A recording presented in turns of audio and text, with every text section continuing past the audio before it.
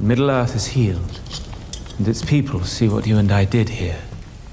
All our sufferings will be worth it. It's great to see you again, Charlie, and to talk more about season 2, especially now that we can actually get into some spoilers. The final 2 episodes really do just keep the bar so high on the show. I can't wait for it to continue. What is it? I would love to first start, though, with what was it like filming that final sequence between Sauron and Celebrimbor? Because that was such a heartbreaking one, obviously, as we're supposed to connect with Celebrimbor, but also, it seems to have been heartbreaking for Sauron as well. What was it like filming that sequence? Yeah, it was really special. It was really... it was the final scene that we shot together, so it was our last, time to share the screen after a really long journey. So it was emotional for us, but it was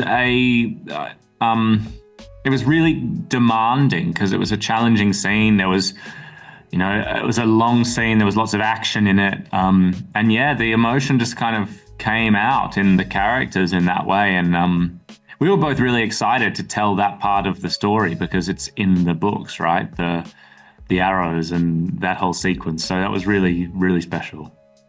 I can imagine, but also quite harrowing to watch as Sauron took his time with him.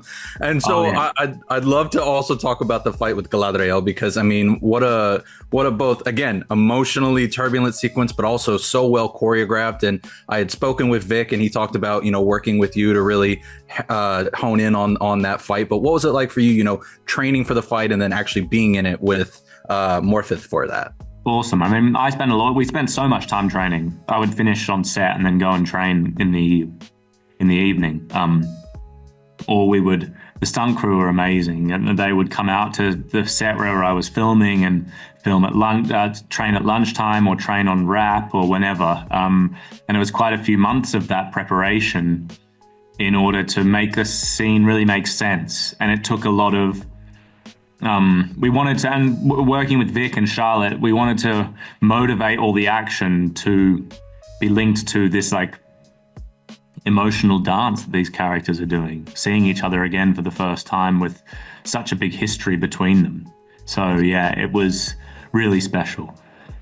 So I love how the fight, like you say, is an emotional dance, and that Sauron is almost playing with her more than actually trying to kill her for most of that fight. And I'm curious, why do you think that is? Why, he is so sort of power hungry, wanting to get those 9 rings as well as her own ring. Why is it you think he doesn't just go that extra step and take her out? I think because he wants to have this conversation with her. Maybe there's a part of him which still he says the door is still open. There's a part of him which still thinks he can still get her. And I think that's the big difference between where we end this season and where we ended the first season. I think after this confrontation, he knows that there's no hope. She's resisted him again.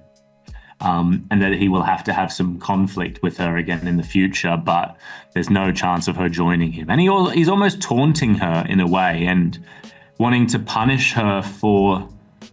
look what I've become. This could have been you had you joined me in the first place. So there is this element of him which wants to make her feel bad, for take revenge almost for her not listening to him. Well, and take revenge, he really does, in just how the various forms he presents himself as in that final scene, which I'd love to hear about that too. It's such a great fluid edit of you being in the Halbrand form and then quickly back to Sauron and also even Galadriel, although of course you don't necessarily dress up as Morpeth. But can you talk to me about sort of making those quick changes for that sequence? Yeah, it was cool. I think I had a weekend to try and grow a pathetic attempt at some stubble for Halbrand, and then they drew some on. And then we filmed Halbrand in the morning and then jumped back to Anatar in the afternoon. But the whole time, it was cool to watch Mordvith come out and try and do an imitation of me, which was fun. And then the same thing with Charlie. I think they both really enjoyed playing these other sides of their characters, or getting to be their characters, but be them in a different way. And it's all to try and amplify and demonstrate the power of Sauron. So those days filming were really special, and they were very technical. I mean, Mordvith was attached to a swingy rope line the whole time when she was up on there, and so was Charlie. So it was cool to watch them get hoisted up over and over again. That must have been a surreal experience to see, but it goes to show just how many layers we don't see when in the final product. So I see I'm out of time already, so I will get on out of here, but I can't wait to hear updates on season 3 and to keep the word alive going into the end of season 2. So Charlie, thank you so much for taking the time to chat with me again. I really do appreciate it. Pleasure. Great to see you, man. All the best. You as well. Take care. I would have placed a crown upon your head.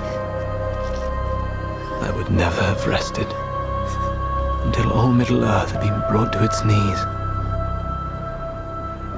to worship the light of its queen.